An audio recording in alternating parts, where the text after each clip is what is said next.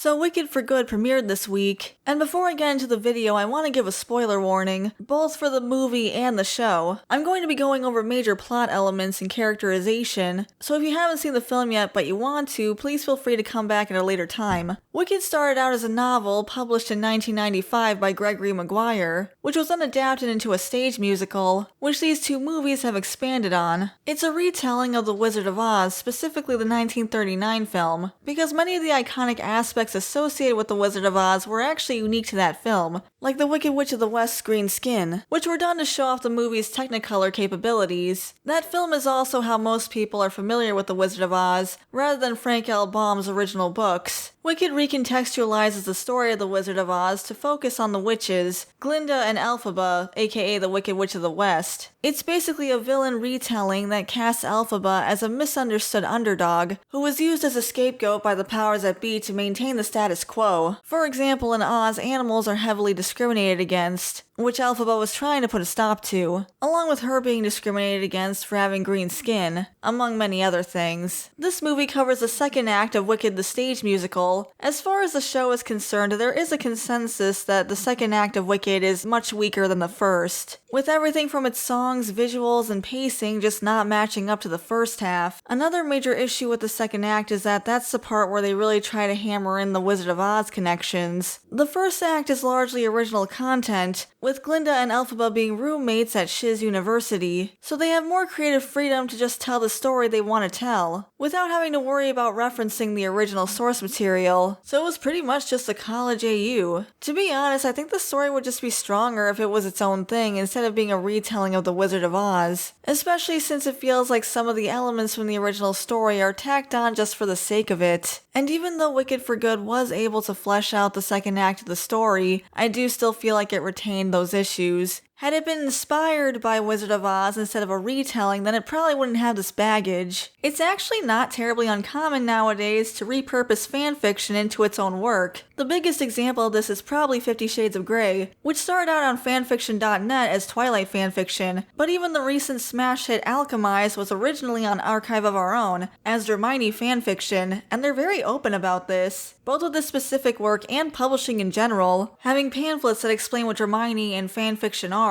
This approach allows writers to explore different dynamics and aspects that the original might not have touched on, which is pretty much what Wicked was trying to do. People argue that Wicked and Wizard of Oz are two separate works that aren't connected, but that just isn't the case when you actually look at Wicked for what it is, especially when it comes to the second act, and Dorothy is introduced. But the only reason she's here is really just because she has to be due to the Wizard of Oz connection. It keeps intruding on Wicked's story. They can introduce an angry mob and a group of people who go to kill the witch without it actually being Dorothy and the others, and it causes some pretty weak characterizations in my opinion. Basically, they have to come up with reasons for why these four characters are going after Elphaba, which leads to some, in my opinion, forced drama like the Cowardly Lion. As a cub, Elphaba freed him from a cage because she's all about animal rights. But the Cowardly Lion has to be against Elphaba because he was part of the group from the original. So they made it so he resents Elphaba for freeing him because it forced him to live a cowardly life and not fight his own battles, which is pretty flimsy in my opinion. It's like I was saying in my last video about Wicked, where they don't seem to know what to do with the heroes in these villain retellings. They need to oppose the villain, who is no longer villainous, just misunderstood, but that leads to some kind of awkward characterizations. At least they actually rewrote the Scarecrow and Tin Man to be a part of the new narrative they're telling, instead of just tacking them on the way they did with Dorothy and the Lion because they have to be here. In Wicked, the Scarecrow is a character named Fiyero, who is a prince and part of a love triangle between him, Elphaba, and Glinda. Meanwhile, the Tin Man is a character named Buck, who is in love with Glinda but she doesn't like him back, so she convinces him to ask out Nessa Rose instead, the Wicked Witch of the East. Elphaba is the one who turns them into the Scarecrow and Tin Man respectively, but they have two very different reactions to it. She casts both spells to save their lives, but while Fiyero as a Scarecrow is appreciative towards her, the Tin Man is resentful and angry angry, and he basically becomes the face of the mob of witch hunters. So the four of them get sent off on their journey to kill the witch, although the Scarecrow is more of a double agent who's trying to protect her. But this also raises some questions about their journey. Like, for example, Fiyero was directly involved in freeing the lion too. Maybe the lion doesn't recognize him because he's a Scarecrow now? But Fiyero has to recognize the lion, right? Wouldn't this be really awkward for him? Plus, he and Bach know each other directly. Did they talk at all while they were following the Yellow Brick Road? I just think they could have fleshed this out more. I feel like there was a lot they glossed over for the sake of it. But on top of the questions raised here, they're also so far removed from the characterization and arcs from the original that they might as well be their own characters. The 1939 Wizard of Oz is all about self-discovery, and how all four of these characters have to learn that they had what they needed all along. The Scarecrow thinks that he needs brains, but he's actually very clever, like when he tricks the trees into throwing apples at them so that way Dorothy will have something to eat. He just didn't realize or appreciate his own talents. Meanwhile, the Tin Man thinks he needs a heart, but he's actually the most emotional and caring of the group, like when he openly cries when he sees his friends are suffering and he has no way to help them. The Lion thinks he needs courage, but he doesn't really understand what courage is. Courage doesn't mean not having fear, it means acting even though you're afraid, and he faces his fears when he storms the castle to save his friend. But in my opinion, Wicked's interpretation of the source material is a little bit surface level. Like for example, when it comes to Fiyero, there's a lot of references to him being the Scarecrow. Like in his song Dancing Through Life, a lot of the lyrics are about being brainless and thoughtless.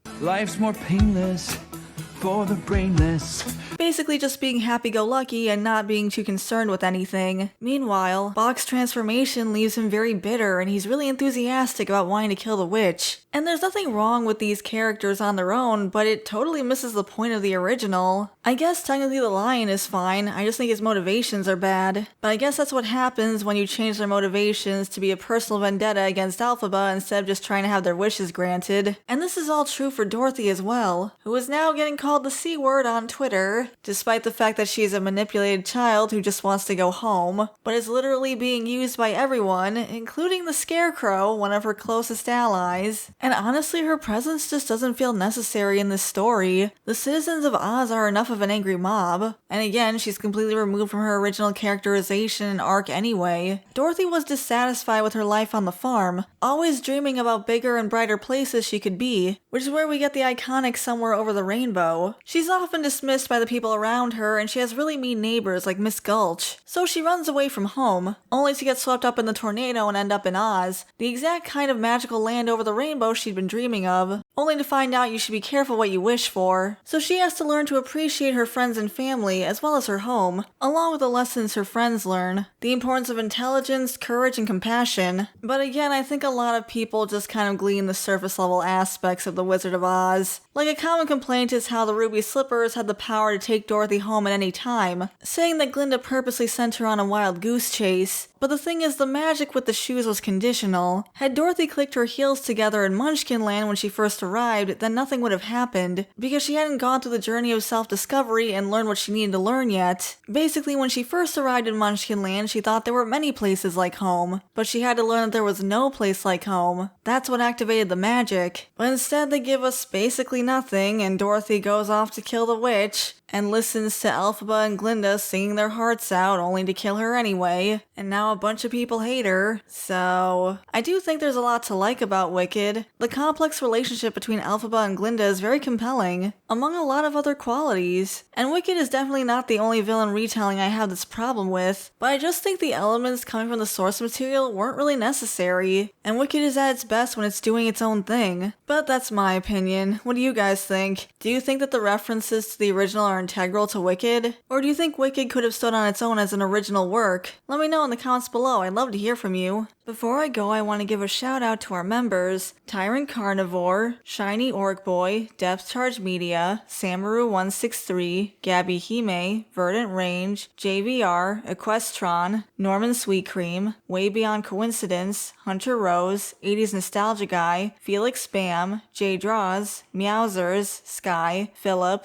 Isaac Martinez, Garcia XV Legend, Tobias Weller, Bandito Bane, Mac B909, Dakari the Professor, Omni Fair, J Cavalry, Strider Exile, Phil C, Killer Bomb, Slawa Saporiguez, Entwined Boot 301, Frankie Camarillo, Crimson Phantom, Jin the Goblin, Daunter, G-Rock, Lucas Geist, Papa Hud 69, The Gengar King, Snoopy Von Snoops, Stutania, Spencer Schmidt, ICU Forever, and Chaos Jumper. Thank you all so much for the support, and if you would like to become a member, you can hit the join button next to the subscribe button. We also have Buy Me Coffee if you want to support us that way. And if you enjoyed the video, you can leave a like and subscribe to the channel, and that part's free. Thanks again for watching, and I'll see you all next time. Bye for now.